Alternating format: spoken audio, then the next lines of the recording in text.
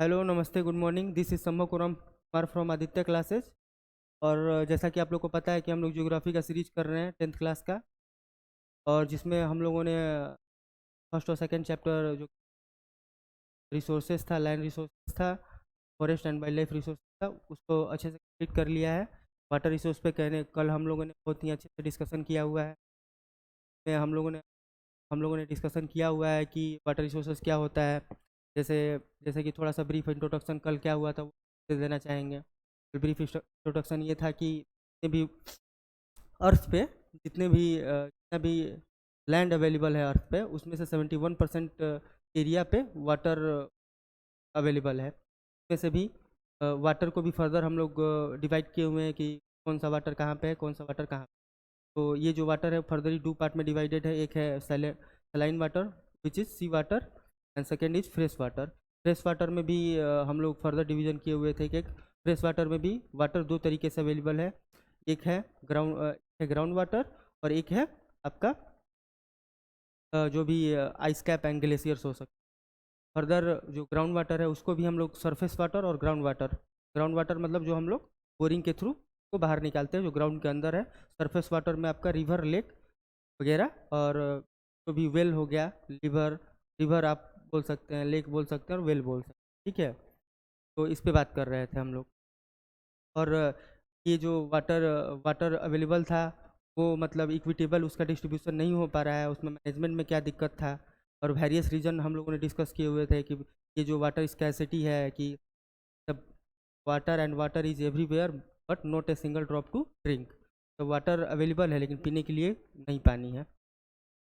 और इसी को मैनेजमेंट करने के लिए हम लोग आज का क्लास में बात करेंगे मल्टीपर्पज़ रिवर प्रोजेक्ट के थ्रू। मल्टीपर्पज़ रिवर प्रोजेक्ट क्या है? हम लोग का जो वाटर डिप्लीशन हो रहा है, वाटर स्कैसिटी, वाटर शॉर्टेज हो रहा है, इसी वाटर को बेटर यूटिलाइज करने के लिए, उसका बेटर मैनेजमेंट करने के लिए कि वाटर रिसोर्स है उसका एक्सेस सभी के पास इक्वल हो जाए, क्योंकि वाटर एक बहुत ही इसेंशियल पार्ट है, ये तो आप लोगों को पता ही होगा। तो चलिए फर्दर बात करते हैं multipurpose river project. Multipurpose river project से क्या क्या होता है, पहले ये मतलब क्या होता है ये हम लोग डिस्कस करेंगे। तो जो मल्टीपर्पज़ रिवर प्रोजेक्ट होते हैं launch after the independence with their integrated water resources management approach. ठीक है, ये वाला टर्म याद रख लीजिए, integrated water resource management approach है ये। और विच तो which thought of as a vehicle that would lead to the development process, मतलब ये डेवलपमेंट में किस तरीके से यूज हो सकता है वो हम आपसे आगे बात करेंगे। Overcoming the handicap of its colonial past, मतलब जिस तरीके से हम लोग को एक्सप्लॉइट किया गया था कॉलोनियल मतलब ब्रिटिश के थ्रू, तो भी डिस्कशन होगा। Multipurpose project and large dams have been the cause of many new social movement like Narmada Bachao Andolan, Tehri Dam Andolan, and local people often had to give up their land, livelihood, and their major access and control over the resources for greater good of the nation। ठीक है, हम लोग इसका positive consequence और negative consequence दोनों पर बात करेंगे। जो मल्टीपर्पज रिवर प्रोजेक्ट बना हुआ है तो इसका पॉजिटिव कंसिक्वेंस भी है और इसका निगेटिव कंसिक्वेंस, ये लोग हम लोग बहुत अच्छे से डिस्कस करेंगे। जैसे जैसे आप खुद सोचिए कि अरे यार मतलब हम लोग तो ये क्या कर रहे हैं कि जो वाटर है उसका एक तो मैनेजमेंट कर रहे हैं, इसका भी पॉजिटिव और निगेटिव कंसिक्वेंस होता है। एग्जांपल आपको देना चाहेंगे, जैसे अभी आप लोगों को पता होगा कि इंडस्ट्री जब सेटअप होता है तो फॉरेस्ट को काटा जाता है। ठीक है, फॉरेस्ट को काटा जाता है। फॉरेस्ट को जब काटा जाएगा तो ये तो एक निगेटिव कॉन्सिक्वेंस है। ठीक है, इंडस्ट्री को लगाया गया, उसमें से जो इंडस्ट्रियल एफ्लुएंट निकलते हैं, हॉट वाटर डिस्चार्ज होता है वाटर में, वाटर रिसोर्स का भी फर्दर डिटोरिएशन, फर्दर डिप्लीशन होता है उसका। तो ये भी तो एक निगेटिव कॉन्सिक्वेंस है। लेकिन जब आप इकोनॉमिक्स में जाइएगा तब आपको पता चलेगा अरे इंडस्ट्री लगाओ तभी तो एम्प्लॉयमेंट बढ़ेगा। तो हम लोग को इसका देखिए, ह्यूमैनिटीज़ में कुछ करना है। ह्यूमैनिटीज़ मतलब वही सारा सब्जेक्ट हो गया, हिस्ट्री सिविक्स, इसको हम लोग ह्यूमैनिटीज़ कलेक्टिवली बोल देते हैं। इस सब्जेक्ट में आपको क्या करना होता है ना कि इसमें हर एक चीज़ का आपका पॉजिटिव एंड निगेटिव कॉन्सिक्वेंस है। ठीक है, और आपको बस इसका मैनेजमेंट करना है प्रॉपर कि भाई काम चल बन जाए बेहतर तरीके से, मतलब ज़्यादा घाटा भी ना हो, ज़्यादा फायदा भी ना हो। इसको कॉन्सेप्ट ऑफ एक मिडिल पाथ बोला जाता है जो भगवान बुद्ध ने हम लोग को दिया था। तो अभी तो उस पर आप लोग को पढ़ना ही नहीं है, तो अभी बस इतना सोच लीजिए कि पॉजिटिव और नेगेटिव कॉन्सिक्वेंस दोनों होता है, दोनों को हम लोग को अच्छे तरीके से पढ़ के एक बेटर प्रोजेक्ट प्रिपेयर करना है, बेटर मैनेजमेंट करना है। और बेसिकली जो हमारा एडमिनिस्ट्रेटिव सिस्टम चलता है वो इसी तरीके से चलता है भाई। तो concept of middle path follow करना है, मध्यम मार्ग जिसको बोला जाता है, और चीज़ों को बैलेंस करके चलना है। और ये जो मल्टीपर्पज़ रिवर प्रोजेक्ट बेसिकली एक डैम्स होते हैं। Dams is a barrier across the, हम आपको बहुत अच्छे तरीके से समझाएंगे, flowing water that obstructs, directs and retards the flow, often creating a reservoir, lake, impoundment. Dams refer to the, dams जो रेफर किया जाता है एक रिजर्वायर के रूप में रेफर किया जाता है, rather than ए स्ट्रक्चर, नहीं, reservoir rather than the structure, ठीक है। तो डैम्स क्या होता है, मान लीजिए यहाँ से वाटर फ्लो कर रहा है, ठीक है, वाटर फ्लो कर रहा है, यहाँ पे एक वर्टिकल स्ट्रक्चर हम लोग प्रिपेयर कर दिए। वर्टिकल जब स्ट्रक्चर प्रिपेयर करेंगे हम लोग तो इसका जो फ्लो है वो ऑब्स्ट्रक्ट हो जाएगा। तो यहाँ पे एक, जब यहाँ पे कोई भी पानी रुक जाएगा आके तो फर्दर कलेक्ट होने लगेगा और वाइडन होने लगेगा, ठीक है। जब वाइडन होगा तो यहाँ पे जो लैंड होगा वो इसके अंदर सबमर्ज हो जाएगा। जैसा कि आप लोग देखे होंगे कि फ्लड जब आता है तो वो लैंड सबमर्ज हो जाता है। बहुत लोगों को अपना जो लैंड होता है, जो घर होता है, होम होता है, अपना बिजनेस होता है, जो छोटा मोटा रिटेल शॉप्स होते हैं, उसको क्लोज करके उन फर्दर मूव करना पड़ता है, फर्दर वहाँ से माइग्रेट करना पड़ता है। तो इसलिए आप लोग को देखे कि मल्टीपर्पज़ रिवर प्रोजेक्ट बनाए थे तो उसके अगेंस्ट में नर्मदा मूवमेंट, शहरी बांध मूवमेंट, ये सब हुआ था। ये इसका बेसिक इंट्रोडक्शन हम दे रहे हैं आप। जब ये हो गया तो इधर का जो लैंड सबमर्ज करेगा वहाँ पे आपका एग्रीकल्चरल लैंड होगा, वहाँ पे ह्यूमन द्वारा स्ट्रक्चर प्रिपेयर किया गया होगा जिसमें ह्यूमन होम्स बोल सकते हैं, इंस्टीट्यूशन बोल सकते हैं, ठीक है, वो होगा। वहाँ पे फॉरेस्ट होगा जो कि इसके अंदर सबमर्ज कर जाएगा। तो यहाँ पे तो इसका नेगेटिव कॉन्सिक्वेंस आप लोग देख रहे हैं कि अरे ठीक है ये सब तो वेस्ट हो रहा है रिसोर्स, लेकिन हम लोग फर्दर वाटर रिसोर्स को मैनेजमेंट करने के लिए बात कर रहे हैं, जो कि फर्दर आपको डिस्कस किए हुए हैं कि हम लोग को बीच वाला कंसेप्ट लेकर चलना है। पॉजिटिव कॉन्सिक्वेंस भी है या नेगेटिव कॉन्सिक्वेंस। तो ये आप देख लिए कि यहाँ पे एक ऑब्स्ट्रक्शन करेगा। रिटार्ड्स मतलब क्या होता है, रिटार्ड मतलब कोई भी चीज़ इस इधर की तरफ मूव कर रहा है, अगर इधर से हम कोई फोर्स लगाएंगे तो इसका जो मूवमेंट का जो स्पीड होता है, जो वेलोसिटी या स्पीड अप, वेलोसिटी या स्पीड जो होता है इसका, वो फर्दर डिक्रीज हो जाएगा, ठीक है, डिक्रीज हो जाएगा, उसी को रिटार्ड्स बोलते हैं। अगर ये फ्लो कर रहा है इधर की तरफ, ठीक है, तो इसका जो फ्लो होगा वो तो रिटार्ड करेगा ना, ये तो रुक जाएगा यहाँ पे आके। उसकी उसका जो मोशन होता है, उसका जो काइनेटिक एनर्जी है वो तो कम हो जाएगा पहले के तरीके से, क्योंकि रुक जाएगा एक तरीके से। ये यही है एक बात इसमें। और एक रिजर्वायर और लेक की तरीके से ये एक बन जाएगा। अब हम लोग इसका ये देखते हैं, इसका ऑब्जेक्टिव क्या है, इसका एडवांटेज क्या है, पॉजिटिव कॉन्सिक्वेंस क्या है इसका, नहीं बनाने से हम लोग को फ़ायदा क्या होता है।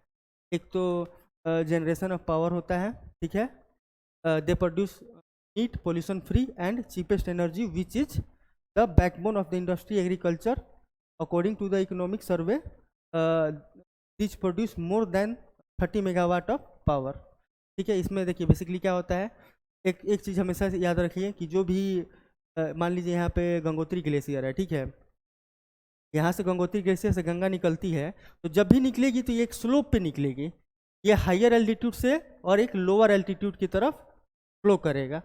ये हायर एल्टीट्यूड है और ये लोअर एल्टीट्यूड है। कभी ऐसा नहीं होगा कि लोअर एल्टीट्यूड से हायर एल्टीट्यूड की तरफ कभी भी फॉलो कर सकता है कोई भी चीज़ नहीं कर सकता है, लेकिन हायर एल्टीट्यूड से लोअर एल्टीट्यूड की तरफ फॉलो कर सकता है ड्यू टू ग्रेविटी। यहाँ पे ग्रेविटी ऐसे लिख लीजिए, ड्यू टू ग्रेविटी फॉलो कर सकता है।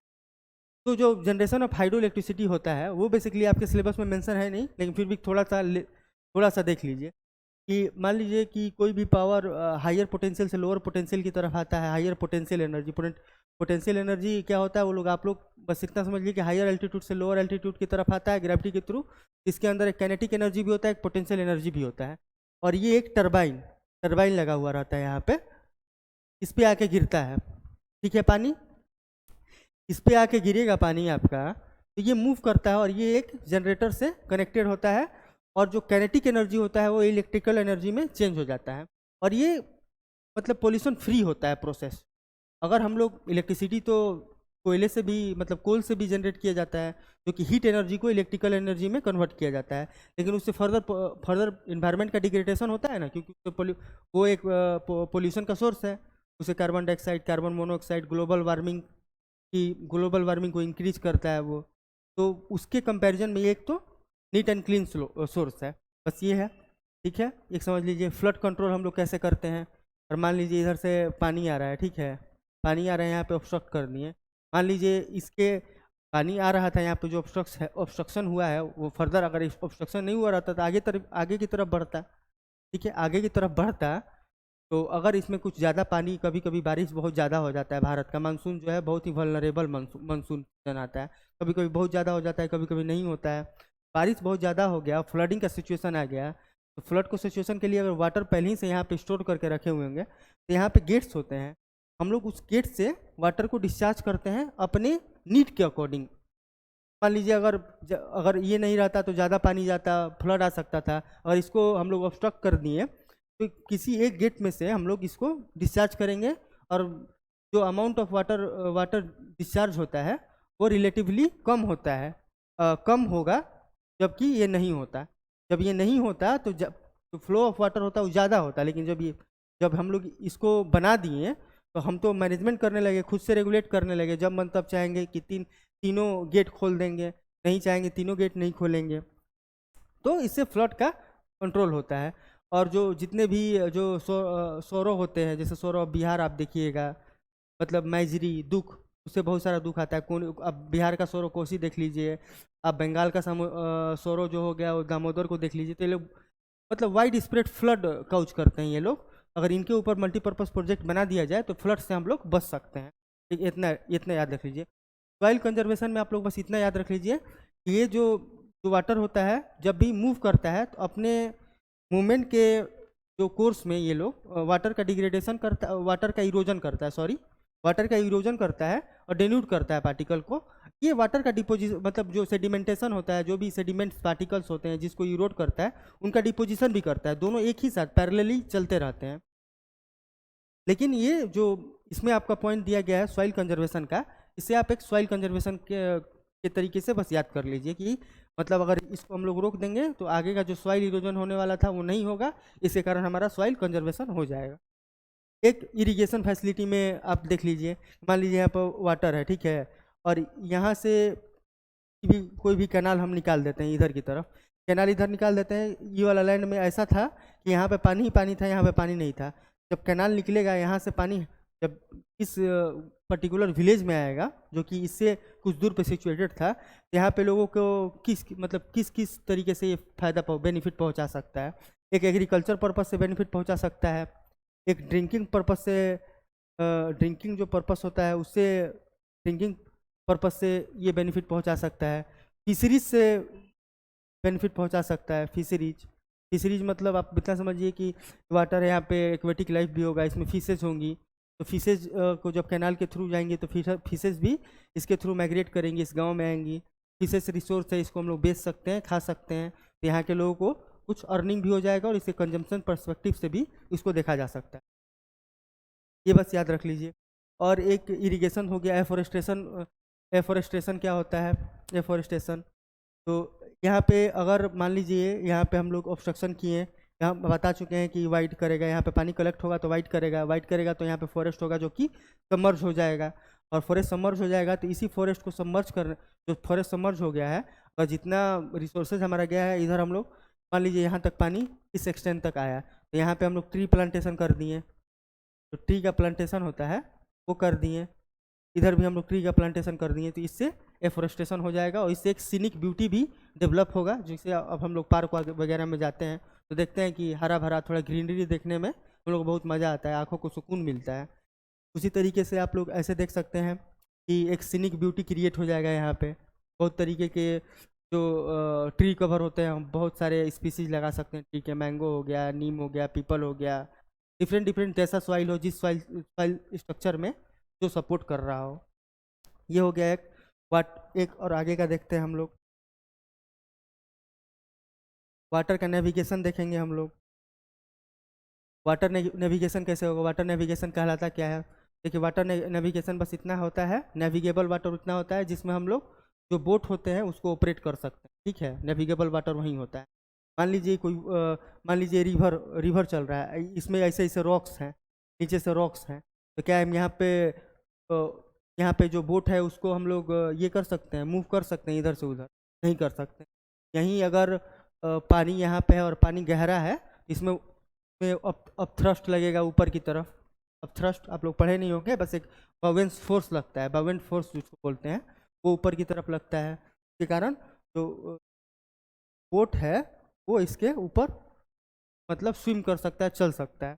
जब बोट चलेगा इसके ऊपर तो ऑब्वियस सी बात है गुड्स का ट्रांसपोर्टेशन भी हो सकता है और ह्यूमन ट्रांसपोर्ट भी हो सकता है, पैसेंजर ट्रांसपोर्ट जिसको बोलते हैं।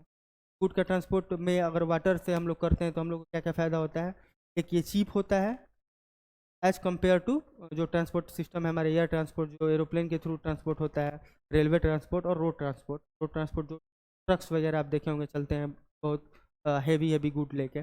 इससे हमारा उन सभी पर्सपेक्टिव से, मान लीजिए कि हमको ट्रेन से कोई कमोडिटी पटना से किसी भी दिल्ली ले जाने में, पटना से कोलकाता ले जाने में 500 रुपये का खर्च आता है, और वहीं हम लोग चीज़ इसको शिप के थ्रू लेके जाएंगे तो 100 रुपये में ही हो जाएगा। तो ये चीप होता है रिलेटिवली। फिशरीज के बारे में बता दिए आप लोग कि अगर रिजर्वायर होगा, फिश होगा, फिश रिसोर्स है, उसको कंज्यूम कर सकते हैं, बेच सकते हैं, इसके बारे में बात हो चुका है। और हम लोग फिश का ब्रीडिंग भी कर सकते हैं। अब सोचिएगा ब्रीडिंग ऑफ फिश क्या होता है। फिश का ब्रीड करते हम लोग डिफरेंट ब्रीड्स, जैसे आप लोग देखेंगे कि रहू मछली होती है, आपको प्यासी मछली होती है, मंगूरा मछली होती है, different different breeds of fish को उस पर्टिकुलर रिजर्वायर में उसका हम लोग मत्स्य पालन जिसको बोलते हैं पीसी कल्चर, वो हम लोग कर सकते हैं। पीसी कल्चर करेंगे तो उसको बेच सकते हैं, बेच के हम लोग अर्न करेंगे तो हमारा लाइफ, और आपके पास पैसा आएगा तो आपका इनलार्जमेंट ऑफ चॉइस बढ़ेगा। तब कल आपके पास 100 रुपये है तो 100 रुपये के अकॉर्डिंग चीज़ों को खरीदिएगा, 500 रुपये है तो 500 रुपये के अकॉर्डिंग अपनी चीज़ों को खरीदिएगा। बेसिक सी बात है। तो ये फिशरीज से किस तरीके से बेनिफिट पहुंचा सकता है ह्यूमन को, के बारे में बात हो रहा है। और ये एक फर्दर टूरिस्ट सेंटर की तरफ भी डेवलप किया जा सकता है। जैसे रोहतास में एक इंद्रपुरी बैराज है, तो वहाँ पे लोग घूमने के लिए जाते हैं, डैम्स को देखने के लिए जाते हैं, और जो नेचुरल ब्यूटी है उसको हम लोग एक्सप्लोर करते हैं। वहाँ पे फर्दर आपको ये दिखेगा, फॉरेस्ट दिखेगा। अगर डैम बना है, टूरिज्म हो रहा है, तो वहाँ पे छोटे छोटे दुकान खुल जाएंगे, क्योंकि जब लोग जाएंगे कुछ तो खाएंगे पिएंगे, मस्ती करने के लिए तो जा रहे हैं घूमने के लिए, आप लोग खाएंगे पिएंगे वहाँ पे छोटे मोटे दुकान खुल जाएंगे। तो ये मल्टी डायमेंशनल एक मतलब जो भी बेनिफिट पहुँचाता है हर एक सेक्शन ऑफ पीपल के लिए, वो है। चलिए आज के लिए इतना ही। कल हम लोग बात करेंगे निगेटिव इम्पैक्ट क्या है बिग डैम का, नेगेटिव इम्पैक्ट क्या है, तो इस पे हम लोग बहुत अच्छे से बात करेंगे। इसे सम्भव कुमार साइनिंग आउट। बने रहिए आदित्य क्लासेस के साथ।